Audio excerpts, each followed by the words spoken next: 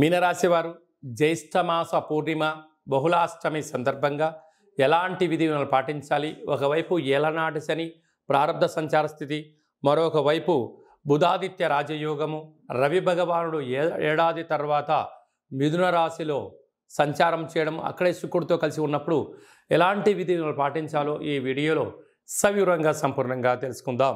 మీనరాశిలో ఏ నక్షత్రాలు వస్తాయనగా పూర్వాభాద్ర నక్షత్రంలోని చివరి పాదం 4వ పాదము, ఉత్తరాభాద్ర నక్షత్రంలోని 4 పాదాలు, రేవతి నక్షత్రంలోని 4 పాదాలు కలిపితే మీనరాశి అవ్వడం జరుగుతుంది.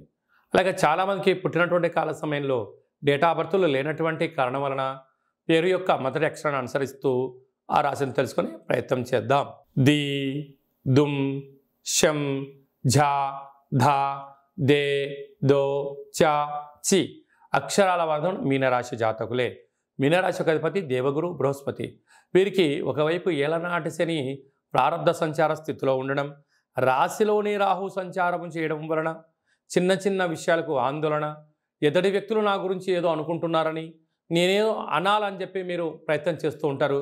దయచేసి ఒక రోడ్డు పైన ఏనుగు లాంటి వారు మీరు మీనరాశి జాతకులు. ఎందుకంటే రాశాధిపతి గురువు వాహనం కూడా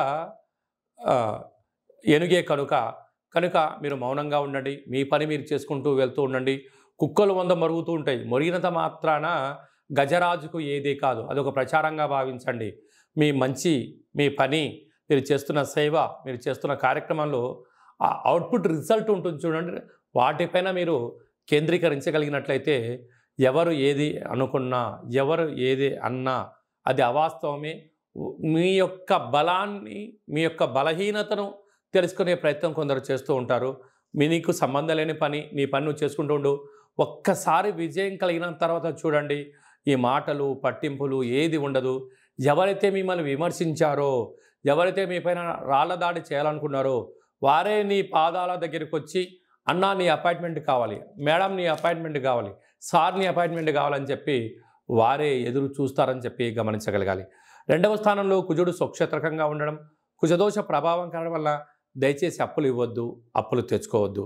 తృతీయంలో గురు సంచార స్థితి ఉండడం వల్ల తల్లిదండ్రుల మాట, గురువుల మాట, సత్ప్రవర్తన, సజీవనాన్ని ఏర్పాటు చేసుకోగలిగినట్లయితే ప్రకృతితో మమైకం అవ్వండి, పంచభూతాలకు దగ్గరగా ఉండండి, ఏకాంతంగా ఉండండి, భగవంతుడి యొక్క ఆశీస్సులు పొందండి.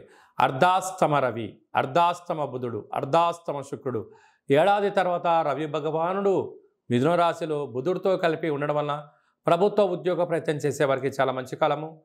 చేస్తున్న వారికి ప్రమోషన్స్, వృత్తులలో, ఉద్యోగాల్లో, వ్యాపారంలో ప్రభుత్వం నుంచి మీకు అందాల్సినటువంటి ధనము కానీ, పత్రాలు కానీ వచ్చే అవకాశాలు చాలా అధికంగా ఉన్నాయి.